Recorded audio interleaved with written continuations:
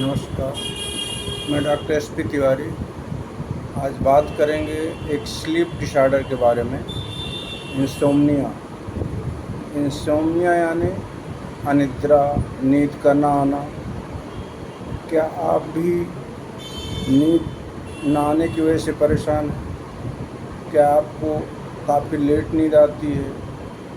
क्या आपकी नींद जल्दी टूट जाती है और जल्दी आपको जगना पड़ जाता है?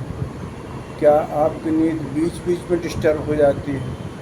ये सभी अनिद्रा की कैटेगरी में आते हैं, जिसको हम इंसोम्निया बोलते हैं। अभी चर्चा करेंगे इसके कारणों के बारे में, इससे कैसे बचा जा सकता है, इसके मेडिकल ट्रीटमेंट के बारे में।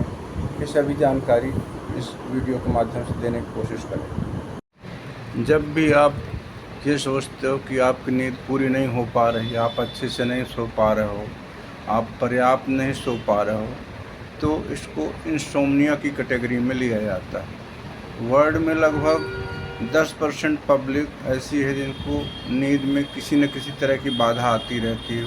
नींद पूरी नहीं होती या कम हो पाती है या डिस्टर्ब हो जाती है, बार बार उठना पड़ता है, जल्दी उठ जाना पड़ता है। तो इस तरह से इसको एक बीमारी के अंतर्गत माना जाता है और इसको इलाज करने के लिए कई तरीके हैं, जिसमें मुख्य रूप से बातचीत के जरिए, कॉग्निटिव थेरेपी, बिहेवियरल थेरेपी के जरिए इसको ठीक करने की कोशिश की जाती है और साथ में कुछ मेडिकेशंस का भी उपयोग किया जाता है, जिससे इसमें बेहतर कंट्रोल किया जा सके। तो इस तरह से इंसोम्निया एक स्लीप डिसऑर्डर है, जिसमें सोने में दिक्कत होती है, पूरी नींद नहीं हो पाती है या पूरी रात जगना पड़ जाता है।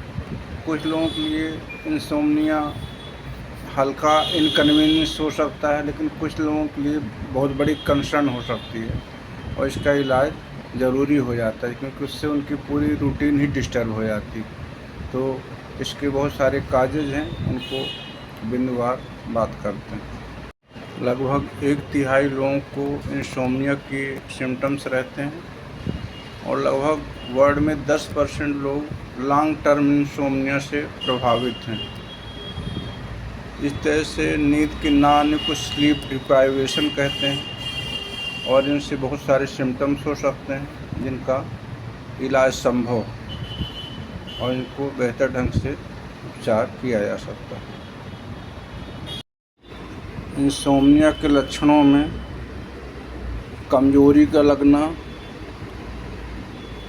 अनईजी लगना, रिफ्लेक्सेस डिलेड हो जाना, प्रॉपर टाइमिंग से काम न कर पाना, चिड़चिड़ापन रहना, मूड डिस्टर्ब रहना, अत्यधिक वीक लगना, भूख न लगना, सोचने की क्षमता में कमी आ जाना और कार्य करने की क्षमता में कमी आ जाना। इस तरह से ये विभिन्न तरह के लक्षण हैं।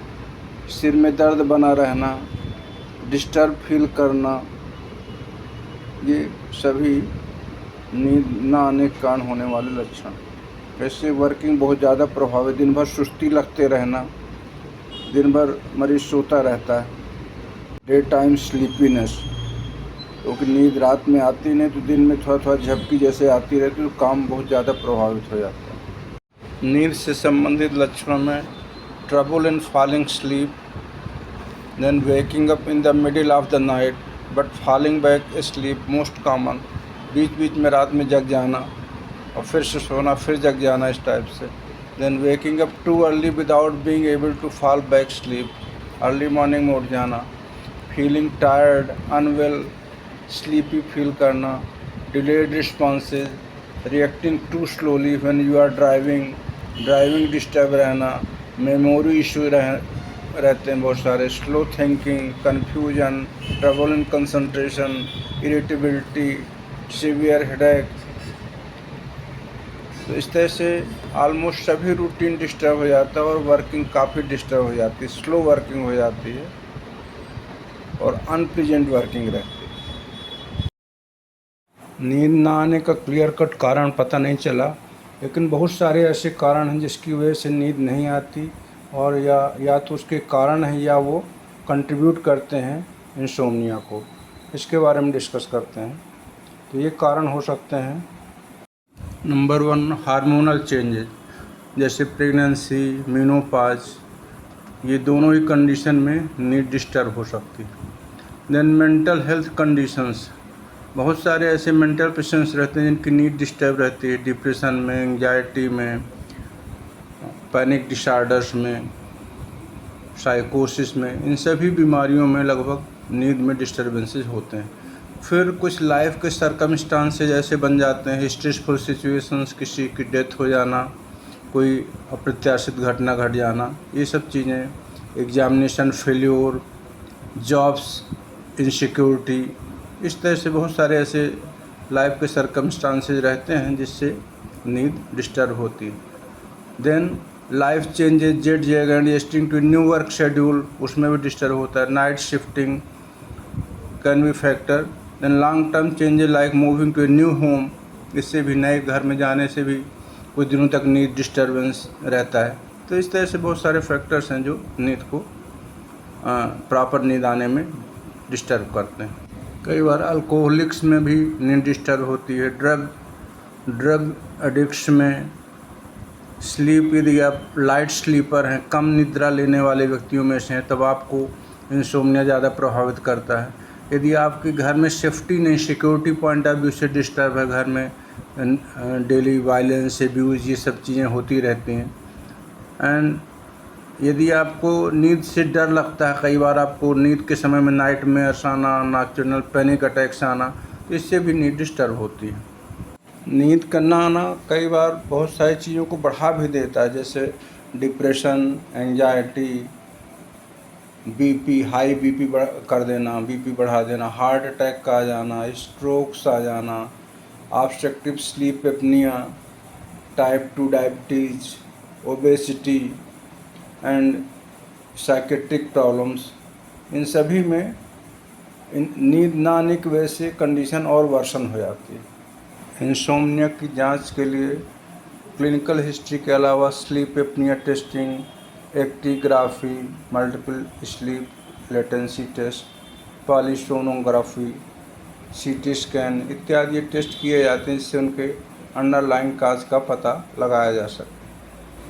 क्रॉनिक इंसोम्निया के डायग्नोसिस के लिए क्लिनिकल हिस्ट्री को डिटेल्स में लिया जाता है, उसमें सर्कमस्टांसेस देखे जाते हैं, कोई ऐसा सर्कमस्टांस तो नहीं जिसकी वजह से स्लीप डिस्टर्ब हुई हो, जैसे वर्किंग शेड्यूल में चेंज हुआ हो, शिफ्ट में चेंज हुआ हो, नया घर हुआ हो, नई परिस्थितियां हो गई हों, कोई टेंशन जैसे निर्मित हो गया हो, नेबरहुड में कोई ऐसा प्रॉब्लम आ गया हो, तो इस तरह सर्कमस्टांसेस चेक किए जाते हैं।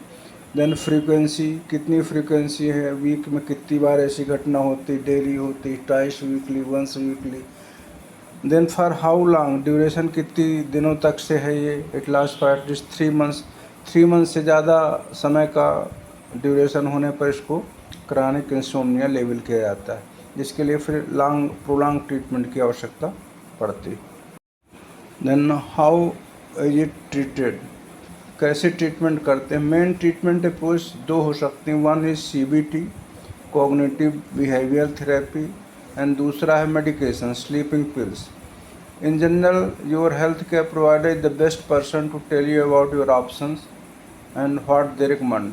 वो बेस्ट जज है जो आपको बताएगा, और वो आपको साइड इफ़ेक्ट्स भी बताएगा, आपके लिए जो बेहतर ड्रग्स हैं, बेहतर कॉग्निटिव थेरेपी, ये जज करके वो आपको गाइड कर सकता है। So CBT insomnia, cognitive behavior therapy for insomnia, is the first line treatment for insomnia. Purpose of CBTI is to identify behavior, thoughts, beliefs and emotions that may be keeping insomnia going. A healthcare professional then finds strategies that will help address these issues. वो आपके behaviour में देखता है, thoughts देखते हैं, beliefs देखते हैं, emotions देखते हैं, इन सब को देख करके कंक्लूजन पहुंचते हैं किस ढंग से आपको बेटर ट्रीटमेंट किया जा सकता है, क्या थॉट्स चेंज लाएं, क्या बिहेवियर चेंज लाएं। इस तरह से इसमें कई सेशंस किए जाते हैं, 6 to 8 सेशंस, और ये साइकोलॉजिस्ट के सुपरविजन में होता है, और बिहेवियर थेरेपिस्ट, साइकोलॉजिस्ट, इन सब के जॉइंट एफर्ट से इसमें CBTI किया जाता है और इसमें काफ़ी अच्छे रिजल्ट्स देखने को मिलते हैं। कुछ अदर मॉडलिटीज़ भी हैं, जैसे स्लीप रिस्ट्रिक्शन थेरेपी, कब आपको सोना चाहिए, कब नहीं सोना चाहिए, कब आप बिस्तर में केवल पड़े रहते हैं, कब आप किस समय आपका सोने का बेहतर पीरियड, ये सब सजेशन दिए जाते हैं। Stimulus control therapy, you do activity that are associated with sleep. कुछ लोग टीवी देखते रहते हैं, कुछ मोबाइल देखते रहते हैं, कब आपको देखना कब नहीं देखना है। तो इस तरह से स्टिमुलस जिससे नींद डिस्टर्ब होती है उनको कंट्रोल करने की process. Then good sleeping hygiene, your therapist will walk you through how to improve your sleep hygiene. जैसे आपको अल्कोहल कैफीन का यूज नहीं करना चाहिए, स्लीप का टाइमिंग सुटेबल होना चाहिए, रूम नीट एंड क्लीन होना चाहिए। सो गुड स्लीप हाइजीन, इसके लिए consistent bed time, wake up time, cool and dark bedroom, comfortable bed and pillow, reading, warm bath and shower, and yoga techniques. So these are some good sleeping hygiene which one must follow. Insomnia में क्या नहीं करना, late night eating, caffeine coffee चाय drinks नहीं लेना, intense exercise नहीं करना, screen time 1 घंटे पहले से स्क्रीन टाइम अवॉइड करना है और कम से कम करना है, alcohol forbidden and stressful activities नहीं करना है। तो इस तरह से इम्पॉर्टेंट चीज़ें हैं जिनको अवॉइड करने की कोशिश करना।